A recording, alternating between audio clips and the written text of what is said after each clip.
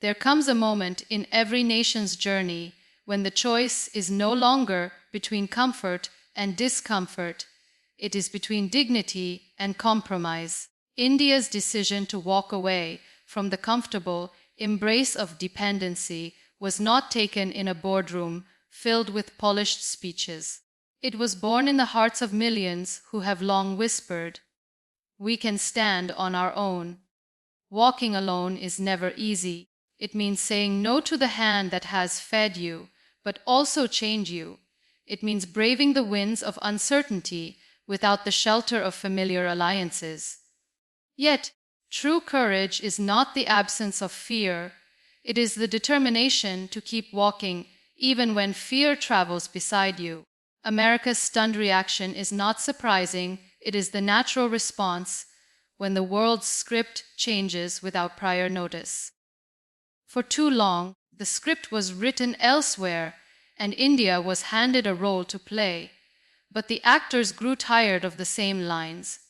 Today, India has stepped off that stage, choosing instead to create a theater of her own, one that reflects her dreams, her pain, her resilience. Walking alone means rejecting the easy applause of others and embracing the slow, patient applause of your own conscience. It is choosing the road where milestones are not marked by another's approval, but by your own growth. When you walk alone, every step feels heavier because you carry the weight of your people's hope and the burden of their doubts. But each step also carves a deeper path for the generations that will follow. The footprints you leave behind are not just your own, they are a roadmap for the future. America may have been left stunned, but India's choice was not to shock, it was to awaken. To awaken the idea that respect is earned, not given. That partnerships are valuable, but only when they are based on equality, not hierarchy. In this solitude, India is not truly alone. She is surrounded by the spirit of her farmers, who till the soil without guarantees, by the entrepreneurs who build without foreign blueprints, by the soldiers who guard without hesitation. These are the voices in her heart, whispering, "Yes, you can." And so, with the courage of centuries behind her and the determination of 1 billion dreams ahead, India takes this bold step, not in arrogance, but in self-belief. The path may be long, the road may be uneven, but the direction is finally her own, and that in itself is victory. For far too long, the story of India was told in rooms where she had no seat, by voices that spoke her name, but never truly understood her soul. The narrative was filtered, edited, and framed to fit the convenience of those who wished to define her. A story of potential, but always under supervision, a story of progress, but always with someone else's approval stamped upon it. That is the tragedy of allowing others to hold the pen to your history. They will write you as they see fit, not as you truly are. And so, page after page, India's truth was diluted, her essence softened, her struggles often left between the lines. But a nation's identity cannot live forever in the margins. At some point, the ink of her own spirit will spill over, staining the false narratives and demanding to be read. Today, India is reclaiming the pen. This is not just about politics or economics. It is about the right to self-definition. It is about refusing to let the world see you through a borrowed lens that distorts your colors and dims your light. Reclaiming the narrative means daring to tell the story as it is, with the scars, with the victories, with the raw truth that is sometimes uncomfortable but always authentic. When a nation tells her own story, the world may not always like what it hears, because truth is not always flattering, and freedom is not always convenient for those who benefited from your silence. But India is learning that dignity does not come from being liked. It comes from being respected, and respect is earned by standing firmly in your own identity, even when it makes others uneasy. This bold move away from dependency is India's declaration that she will no longer be the subject of someone else's narrative. She will be the author, the editor, and the publisher of her own destiny. This is more than words. It is action that speaks louder than any speech. Every policy, every decision, every alliance from this day forward will be chosen because it serves India's vision, not because it pleases an audience beyond her borders. The chains of perception are often heavier than the chains of control, but once they are broken, the soul breathes freer. India is breathing that air now. It is not the air of arrogance, but the air of ownership, the ownership of her story, her choices, her place in the world. And as she writes the next chapters, the world will no longer see a version of India filtered through foreign eyes. They will see her as she truly is, unapologetic, resilient, and gloriously her own. There is a quiet, unshakable strength that comes when a nation finally realizes that everything it needs to rise already lives within its own borders, its own hands, and its own people.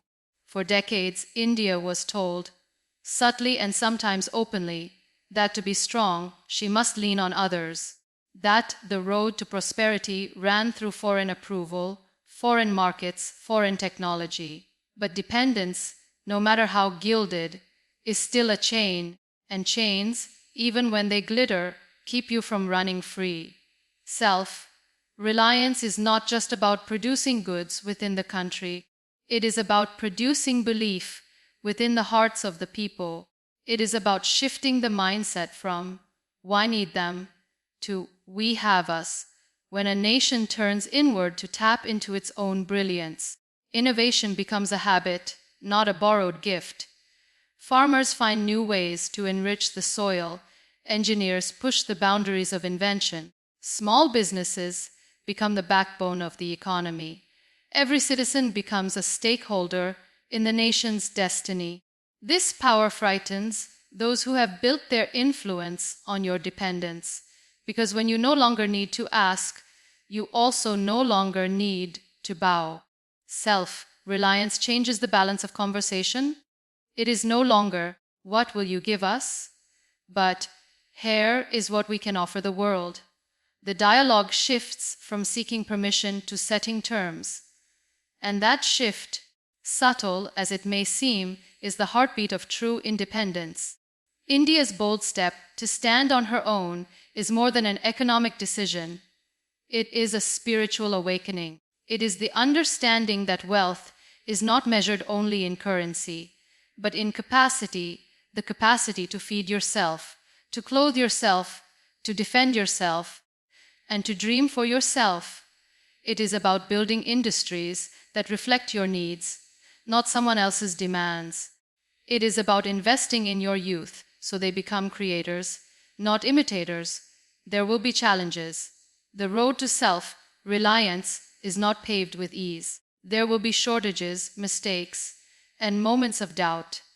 But these trials are not signs of weakness. They are rites of passage. Every misstep will teach resilience. Every obstacle will forge innovation, and every sacrifice will deepen the nation's commitment to itself. And in this journey, something extraordinary happens. The nation's identity becomes inseparable from its capability. The world begins to see India not as a market to be tapped, but as a force to be reckoned with. A nation that stands not because others hold her up, but because her own foundation is unshakable. And once that foundation is built, no power on earth can topple it. The world has long been accustomed to a certain rhythm, a beat set by a few powerful nations while the rest followed along. America, for decades, held the conductor's baton, deciding not only the tune but also who was allowed to play in the orchestra. But today, India's decision to step out of that carefully composed melody has caused a pause, a disruption in the performance. It is a reminder that the music of global power is no longer owned by one nation. It is now a symphony with many composers. When India chooses a path independent of America's shadow, it sends ripples far beyond the borders of both nations. It signals to the world that the age of unipolar dominance is fading. The stage is no longer set for one actor. It is a crowded arena where multiple voices demand to be heard. This is not an act of rebellion for the sake of rebellion. It is an act of alignment. Aligning with a future where balance, cooperation, and respect replace control, dependency, and hierarchy. America's surprise is not just about losing a strategic partner. It is about facing the reality that its position at the top of the global ladder is no longer unquestioned. For decades, many nations accepted the idea that progress could only be achieved by staying in the good graces of a single superpower. India's move challenges that belief, showing that a nation can chart its own course, seek partnerships on equal terms, and still thrive. This shift is not just geopolitical, it is psychological. It changes how nations see themselves. When one country breaks free from a cycle of reliance, it inspires others to consider their own autonomy. The balance of power begins to tilt, and in that tilt, opportunities arise for new alliances, new voices, new directions. This is where the future lies, in a world where power is shared, not hoarded. India's position now is one of influence, not submission. It can engage with America, Russia, China, or any other nation without bending under pressure, because its decisions are not born from fear of isolation, but from the confidence of self-sufficiency. And the message is clear: relationships will be built on mutual respect, not quiet obedience. For America, this may feel like a loss of control. For India, it is the claiming of her rightful place, not as a junior partner in someone else's plan, but as a leader in her own right. And for the rest of the world, it is a sign that the map of power is being redrawn, not with borders and battles, but with choices and courage. This is the shift that leaves old powers unsettled and new powers rising, a shift where India is no longer following the global rhythm, but creating her own. India's diversity has often been described as her greatest challenge, a puzzle too complex to solve, a mosaic too fragmented to hold together. But those who see it this way have never understood the soul of this nation. Diversity in India is not a weakness to be managed. It is a strength to be celebrated. It is the thread that weaves resilience into the very fabric of our identity. And in moments of great decision, like this bold move away from dependency, that diversity becomes our most powerful weapon. When a billion voices speak in different tongues, yet echo the same conviction, no external force can divide them. Our languages are many, but our heartbeat is one. Our faiths differ, but our prayers rise toward the same sky. Our customs vary, but our dreams are tied to the same soil. This is the shield that protects us, the understanding that our differences are not cracks in our foundation, but the stones that make it unbreakable. The world often underestimates a diverse nation's ability to stand united. They imagine that when pressure comes, divisions will widen and unity will fracture. But India has proven time and again that pressure only forges a stronger bond. From the struggle for independence to the countless crises we have faced, it is our diversity that has carried us through. Because when one part of this country is challenged, the others rise to stand beside it. In the context of this bold decision, diversity serves as both shield and sword. It shields us from the fear of isolation because we are already a nation that contains multitudes. We do not fear difference, we embrace it. And it becomes a sword because it gives us perspectives, skills, and strengths drawn from countless traditions and histories. When faced with global shifts, we do not respond with one narrow viewpoint, but with a chorus of ideas and solutions born from every corner of the land. This unity in diversity sends a message to the world: India cannot be swayed by threats or seduced by promises that come at the cost of her independence. We do not stand together because we are the same. We stand together because we have chosen to respect and protect each other's differences. That is a bond no foreign power can replicate or break. And so, as India steps into this new chapter of self-defined destiny, her diversity is not a burden to carry, but a force to wield. It is the quiet power behind every decision, the invisible armor around every risk we take. In our colors, in our languages, in our traditions, we find the strength to face a changing world and to shape it in our image, not in someone else's. For years, India's silence was mistaken for compliance. Our quiet approach to global affairs was often misread as weakness, as if we were content to play supporting roles in a play directed by others. But silence has a way of building power in the shadows. It is in the stillness that strength gathers, that vision sharpens, that resolve hardens. And when the moment is right, silence does not simply break, it erupts, and the world is forced to listen. This bold move is India's eruption. Not in anger, but in clarity, not with noise for the sake of noise, but with action that speaks louder than decades of speeches. The world is stunned not because we have shouted, but because we have acted without seeking permission. America's surprise is a reflection of how much they underestimated the depth of our resolve. This was not a sudden impulse.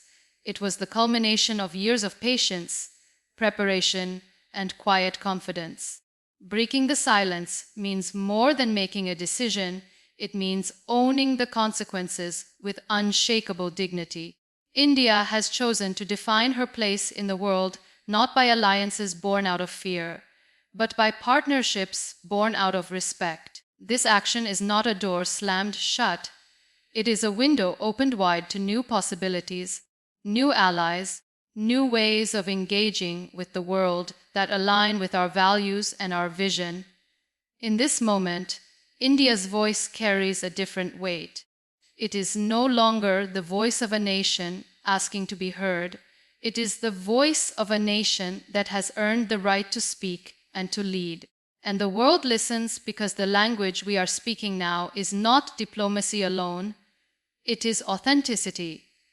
We are not echoing anyone else's script. We are speaking from the truth of our own experience, our own struggle, and our own triumphs. This statement, made through action, not just words, will echo far beyond today.